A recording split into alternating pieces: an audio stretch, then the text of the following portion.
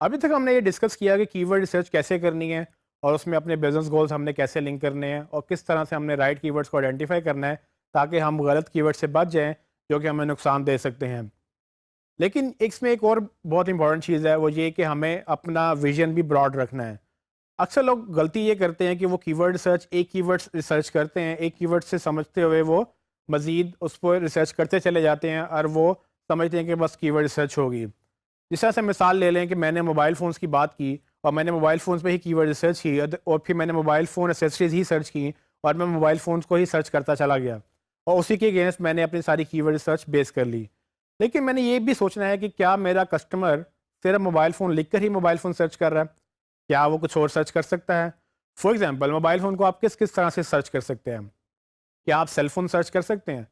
या कभी आपने स्मार्टफ़ोन सर्च किया हो? तो इस लेसन में हम ये चीज़ अंडरस्टैंड करेंगे कि किस तरह से आपने अपने कीवर्ड्स को सिनोनिम्स तक, यानी कि अब उससे रिलेटेड कीवर्ड्स या रिलेटेड टर्म्स जो लोग यूज़ करते हैं, वो आपने एक्सपेंड करना है ताकि पॉसिबिलिटी है कि आप शायद एक नाम से एक चीज़ को पुकार रहे हो लेकिन लोग आपके उसी चीज़ को दूसरे नाम से पुकार रहे हो, या जिस मुल्क में या जिस जगह पे आप उसको जिस जगह पे आप रिसर्च कर रहे हैं उस जगह पे उस चीज़ का नाम डिफरेंट तरीके से जाना जाता हो। तो ये पॉसिबिलिटी एग्जिस्ट करेगी और अगर आप इसके बाद जब आप जॉब पे जाएँगे या जब आप काम करना शुरू करेंगे तो आपको हर तरह की वेबसाइट्स मिलेंगी और आपको हर तरह के क्लाइंट्स मिलेंगे और हर तरह के मुल्क में आप काम करेंगे। तो ये ज़रूरी नहीं है कि जहाँ पर आप एजेंसी की बात कर रहे हैं वहाँ फर्म की बात नहीं हो सकती। सो आपने ये लोकल कल्चर को अंडरस्टैंड करना होता है और यही चीज़ मैं आपको अभी सिखाऊँगा कि कैसे हम अपने कीवर्ड्स को एक पैरामीटर से दूसरे पैरामीटर पे, यानी कि एक नाम से और उसके हम नाम से हम कैसे एक्सपेंड कर सकते हैं, जिससे हमारी दुनिया बदल सकती है। क्योंकि माइट पॉसिबल कि बहुत सारे लोग हमारी प्रोडक्ट को उस तरह से ना जानते हो जिस तरह से हम बुलाते हैं, या वो उसको एक डिफरेंट नाम से जानते हो और हमने ये अंडरस्टैंड करना होता है कि वो कौन-कौन सी पॉसिबिलिटीज़ हैं। सो मोबाइल फ़ोन्स की एग्जांपल में मैं ये करूँगा कि मैं अब मोबाइल फ़ोन के बाद स्मार्टफ़ोन्स को सर्च करूँगा और ये देखूँगा कि कितने लोग मेरी मोबाइल की प्रोडक्ट्स को स्मार्टफ़ोन के नाम से सर्च कर रहे हैं। तो हम वापस जाएँगे गूगल एड्स के ऊपर, दोबारा से एक नई सर्च करेंगे और इस दफ़ा में हम स्मार्टफ़ोन से स्टार्ट करेंगे। जैसे कि आप देख रहे हैं कि हम गूगल एड्स पे गए हैं और गूगल एड्स पे जाकर फिर मैं वही कीवर्ड टूल पे जाऊँगा, जिसके लिए मैं टूल्स पे क्लिक करूँगा। प्लानिंग में कीवर्ड प्लानर पे क्लिक करूँगा और मेरे सामने वही विंडो दोबारा ओपन हो जाएगी। यहाँ से मैं फाइंड न्यू कीवर्ड्स पे क्लिक करूँगा और इस दफ़ा मैं स्मार्टफ़ोन्स लिखूँगा। स्मार्टफ़ोन लिख के जैसे ही मैं सर्च करूँगा तो गूगल मुझे कीवर्ड्स दिखाएगा और पॉसिबिलिटी है कि ये कीवर्ड्स ओवरलैप कर रहे हैं मोबाइल फ़ोन कीवर्ड्स के साथ। लेकिन ये भी पॉसिबिलिटी है कि जब मोबाइल फ़ोन मैंने सर्च किया था बहुत सारे स्मार्टफ़ोन से रिलेटेड कीवर्ड्स गूगल ने मुझे नहीं दिखाए। तो मैं उसकी कोशिश करूँगा कि हम स्मार्टफ़ोन्स लिख कर देखेंगे कि कितने लोग इसको सर्च करते हैं। जैसे कि आप देख सकते हैं कि इस वक्त डेटा हमारे पास अवेलेबल है और तकरीबन गूगल ने 967 कीवर्ड्स दिखाए हैं मुझे, और इसको मैं डाउनलोड कर लूँगा ताकि मैं इसको अपनी गूगल ड्राइव में अपलोड करके इसको ऑर्गेनाइज कर सकूँ। जैसे मैं डाउनलोड करूँगा मैं इसका नाम चेंज करूँगा। नाम चेंज करने के लिए मैं वही फॉर्मेट यूज़ करूँगा जिसमें KW लिख कर मैं इसका कीवर्ड का नाम लिखूँगा जिससे मैंने इसको सर्च किया था। जब मैंने इसको ऐसे सेव किया, मैं गूगल ड्राइव पे जाऊँगा और इस दफ़ा मैं चूँकि एक नई कैटेगरी में चला गया हूँ तो मैं यहाँ पर एक नया फ़ोल्डर क्रिएट करूँगा। मैं नहीं चाहता कि ये मोबाइल फ़ोन्स के साथ स्मार्टफ़ोन्स वाली कीवर्ड मिक्स हो जाए, तो स्मार्टफ़ोन्स के लिए मैं अलग फ़ोल्डर बनाऊँगा। मैं फ़ोल्डर क्रिएट करूँगा, उस फ़ोल्डर के अंदर जाऊँगा और वहाँ पर मैं अपनी फ़ाइल अपलोड कर दूँगा। फ़ाइल अपलोड करने के लिए मैं न्यू के बटन पर क्लिक करूँगा, फ़ाइल अपलोड की ऑप्शन सेलेक्ट करूँगा और इस दफ़ा मैं सिर्फ स्मार्टफ़ोन की फ़ाइल इसमें अपलोड करूँगा क्योंकि बाकी फ़ाइलें मुझे इस फ़ोल्डर में नहीं चाहिए। जैसे कि आप देख सकते हैं कि फ़ाइल अपलोड हो चुकी है, मैं इसको डबल क्लिक करके इसको ओपन कर लूँगा और मैं इसको फिर ऑर्गेनाइज़ करूँगा। जैसा कि आप देख सकते हैं कि मैंने इसको ऑर्गेनाइज़ कर लिया है, मैंने इसको फ़िल्टर भी लगा लिया, मैंने एक कॉलम नया क्रिएट करके उसको नंबरिंग भी लगा ली और इसको मैंने मिनिमम सर्च वॉल्यूम से हाईएस्ट टू लोएस्ट भी रैंक कर लिया है ताकि मुझे सबसे हाईएस्ट कीवर्ड्स, मतलब जो सबसे ज़्यादा सर्च होने वाले कीवर्ड्स हैं वो ऊपर आ जाएँ और बाकी आहिस्ता-आहिस्ता नीचे दिखाई दें। अब इसमें से जैसे मैंने आपको पहले बताया कि बहुत सारे कीवर्ड्स शायद ओवरलैप हों, वो मोबाइल फ़ोन ये पहले भी था लेकिन स्मार्टफ़ोन पहले मुझे नहीं मिला था।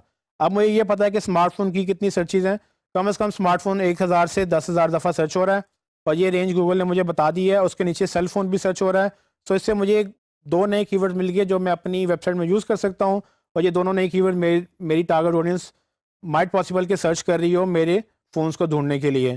तो इसको मैं मिस इसलिए नहीं कर सकता क्योंकि ये अगर मैं मिस करूँगा तो एक बहुत बड़ी ऑडियंस मिस हो जाएगी जो कि शायद कभी मेरी वेबसाइट ढूँढ भी ना पाए।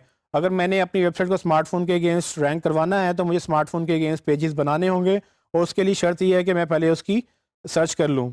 इसी तरह से मैं इसको ऑर्गेनाइज़ करूँगा, जो टारगेटेड कीवर्ड्स हैं उनको मैं हाईलाइट कर लूँगा। For example best budget smartphone, ये एक मुझे अच्छा कीवर्ड लग रहा है, जो मुझे लगता है कि बजट फ़ोन अगर कोई सर्च कर रहा है और स्मार्टफ़ोन से ऑलरेडी मतलब ये है कि वो एक टच फ़ोन प्रॉब्ली सर्च करना चाह रहा है। तो मैं इसको इसलिए सिलेक्ट करूँगा ताकि लोग जब ये सर्च करें तो मैं इसके ऊपर रैंक कर सकूँ, और जो बजट फ़ोन लेना चाह रहे हैं मैं उनको बजट फ़ोन दिखाकर मैं उनसे सेल्स जनरेट कर सकूँ। आप ये देख सकते हैं कि कुछ लोग best smartphone in the world भी सर्च कर रहे हैं।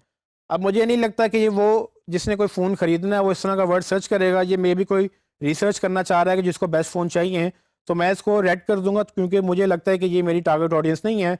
अगर मैं इसके ऊपर रैंक करके ट्रैफ़िक ले भी लूँ तो ये लोग मेरे से बाय नहीं करेंगे। तो मुझे ये अभी से ही नहीं चाहिए क्योंकि मैं इस पे मेहनत ही नहीं करूँगा, ताकि मैं अपना टाइम उन कीवर्ड्स पे लगाऊँ जो मुझे बेहतर लगते हैं, जो मुझे सेल्स जनरेट करके दे सकते हैं। इसी तरह से अगर कोई ये लिख रहा है व्हाट इज़ अ स्मार्टफ़ोन, तो मे बी मैं इन फ्यूचर एक ब्लॉग पोस्ट लिख सकता हूँ या एक गाइड लिख सकता हूँ कि स्मार्टफ़ोन क्या होता है। लेकिन अगर उसको ये पता ही नहीं है कि स्मार्टफ़ोन क्या होता है, पॉसिबिलिटी है कि वो सर्च भी ना, वो बाय भी ना करे मुझसे। तो इसको भी मैं रेड मार्क कर दूँगा, और इसी तरह से मैं अपनी पूरी की पूरी कीवर्ड शीट है उसको ऑर्गेनाइज़ करता चला जाऊँगा, और उसमें से अपने टारगेटेड कीवर्ड निकाल कर उसको ग्रीन मार्क करके साइड पे कर लूँगा, और मैं जो नहीं चाहिए और या जो मुझे बाद में चाहिए उनको येलो और रेड में मार्क करके दोबारा उसको ऑर्गेनाइज़ कर सकता हूँ।